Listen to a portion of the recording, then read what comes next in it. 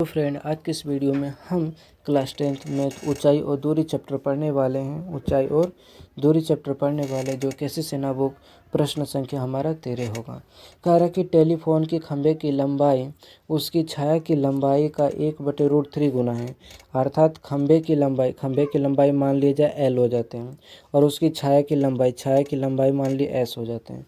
तो जो खंभे की लंबाई होती है छाया की लंबाई का 1/√3, यानी ये हमारा छाया है, तो इस छाया की लंबाई का यानी कि L जो लंबाई होगा, खंभे का जो लंबाई होगा वो छाया की लंबाई का कितना गुना होगा, 1/√3 गुना होगा, यानी कि S बटे का ये √3।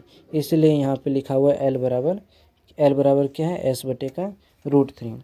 तो कह रहा है क्या, तब प्रकाश स्रोत का उन्नयन कोण ज्ञात करना, यानी इस प्रकाश स्रोत के द्वारा इस कोण पे जो उन्नयन कोण बन रहा है इसका मान क्या करना है, फाइंड करना है। इस कोण का मान हमें ज्ञात करना है। तो हम ज्ञात कैसे करेंगे, सबसे पहले दे क्या रखा है हम उसको फाइंड करते हैं। सबसे पहले जो हमारे गिवन दे रखा है, गिवन सबसे पहले जो दिया वो हम लिखते हैं। नीचे लिखेंगे दिया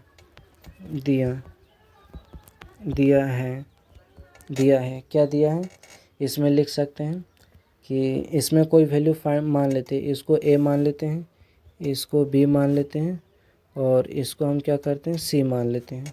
ठीक, इसको हम क्या मानते हैं, ये इसको हम C मान लेते हैं। और हम यहाँ पे लिखते हैं जिसमें कि ये क्या होता है, टावर की लंबाई हो जाता है और ये हमारा छाया की लंबाई हो जाते हैं। तो हम यहाँ पे लिखते हैं टावर की लंबाई, ये क्या हो जाएगा, तो ये हमारा हो जाएगा टावर की लंबाई को क्या मानते हैं, L हो जाता है। और छाया की लंबाई क्या हो जाएगा, छाया की लंबाई क्या हो जाएगा हमारा, S हो जाएगा। छाया की लंबाई S हो जाएगा। तो अकॉर्डिंग टू प्रश्न कह रहा है, क्या कह रहा है, टावर की लंबाई छाया की लंबाई का 1/√3 गुना, तो 1/√3 गुना हो गया। अब क्या करना है, ठीक है, यानी कि L बराबर लिख सकते हैं, L बराबर हमारा S बटे का √3 हो गया।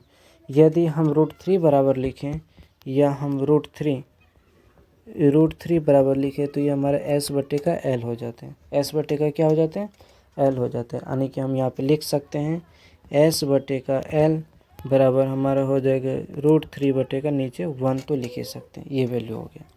अब कह रहा है उन्नयन कोण ज्ञात करना है। ठीक है, क्या ज्ञात करना है, इस उन्नयन कोण ज्ञात करना है।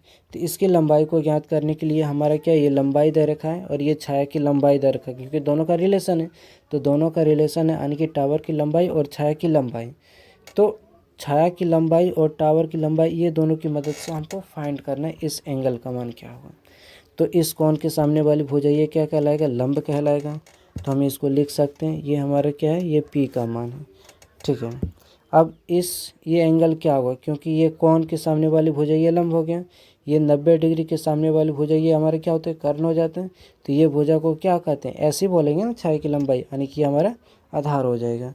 तो हम यहाँ पे लिखते हैं, ठीक है, ये हमारा क्या हो जाएगा, ये हमारा आधार, ये हमारा B हो जाएगा। हम यहाँ पे लिखते हैं B, ठीक, ये हमारा B हो जाएगा। तो P और B का मान दे रखा है, तो हम फाइंड करते हैं एंगल को tan थीटा की मदद से।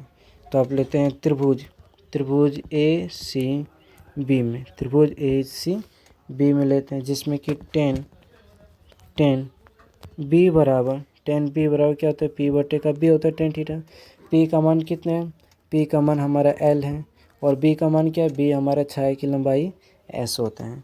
ठीक है, अब यहाँ पे फाइंड करते हैं, जैसे tan B बराबर क्या होता है, L बटे S का मान क्या होता है, पहले आपको L बटे S का मान, तो यहाँ देखिए L बटे S का मान कितना है, √3 बटे 1।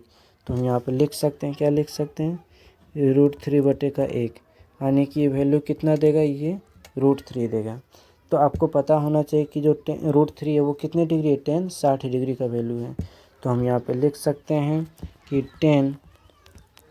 tan B बराबर tan 60 डिग्री, कितने डिग्री हो जाएगा, tan 60 डिग्री होगा।